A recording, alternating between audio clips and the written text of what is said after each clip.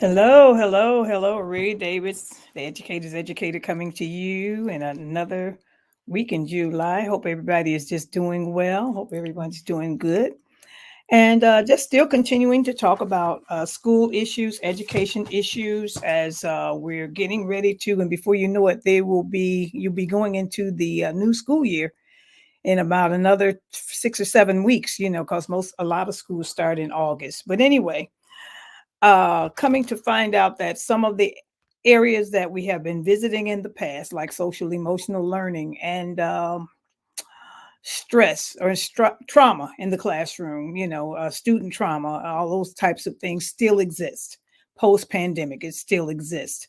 And so teachers are still finding that even though things are settling down somewhat, that they still have a classroom where children are not being responsive as far as education is concerned, so it's just sort of like a hit and miss situation. And if you look at your school year, you basically start out in August with some things in place, but basically about mid-school year, do the children have as much, are they still as attentive as they were in the beginning of the school year? So teachers are finding that they have to do some mid-year things, or things need to be in place throughout the whole school year, dealing with mental health, dealing with trauma, dealing with all kinds of things, all kinds of behavior that children are experiencing or going through from preschool all the way through through high school, from preschool all the way to through high school. So I said that to say this, that even though there are support groups for children as far as being and having mental health issues, there needs to be also support groups to help teachers manage the stress of children that are going through behavioral problems.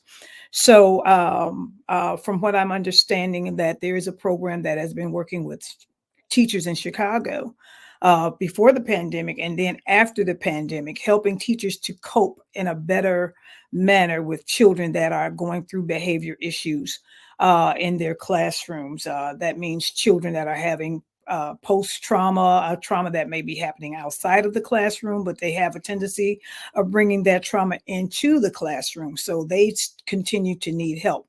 But more than anything else, teachers, as you are dealing with these issues within your classroom, you have children that basically are coming in with behavior issues from the beginning of the school year all the way to the end of the school year. It is very, very important for you to know exactly who those students are. Some students, some of the students may be going through temporary things, something that's temporary, but then you do have children that have disruptive behavior throughout the school year, and if they have not been elected to be in a special ed programs, then you need to have something done immediately so that they have an out of getting out of your classroom for a certain period of time and working with, especially with the counselor, social worker, or the special ed teacher, so they can get their needs met, and then you can basically meet the needs of the other children that are left in your classroom. But just going back to what I used to do as a teacher, because I'm going to be honest, every classroom, every school year was not the same. Every school year was not a smooth transition. Every school year was not. I did have children that have just all kinds of issues, from Asperger's um, to just basically everything. I'm just talking about behavior, period. I'm not going to give any names to it, just behavior, period, as far as children having behavioral issues in my classroom. And I found it to be something that I had to deal with day to day, hour to hour, week to week, month to month, and throughout the whole school year. And what I had a tendency of doing before I can even work with those children, I had to be in a certain mindset myself as far as how I was going to get ready for that Monday morning, knowing what I had already in place in my classroom and what that classroom was going to look like.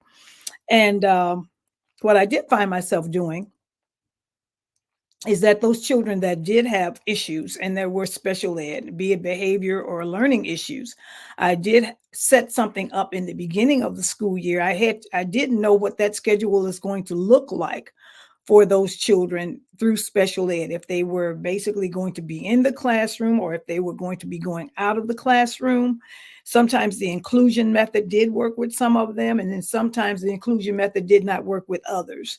And so me as an educator, and speaking on behalf of myself and the other children that were in my particular classroom, I would have meetings with the special ed teachers. I would have meetings with the counselors. I would have meetings with the social workers, nurses, and anybody, any support staff in place to let them know what basically was going to work in my particular classroom. So say, for instance, Johnny was somewhat disruptive for whatever reason. He was disruptive in the classroom. I had to really find out exactly what hours during the day Johnny was going to be in my classroom. And during that time, I had to basically be able to set my classroom up so that those other children were working on some skills. And then I would basically try to work with Johnny himself one-on-one. So I was giving him the additional help that he needed, but at the same time, I was covering my other students so that they can continue to learn without the disruptive behavior affecting their learning.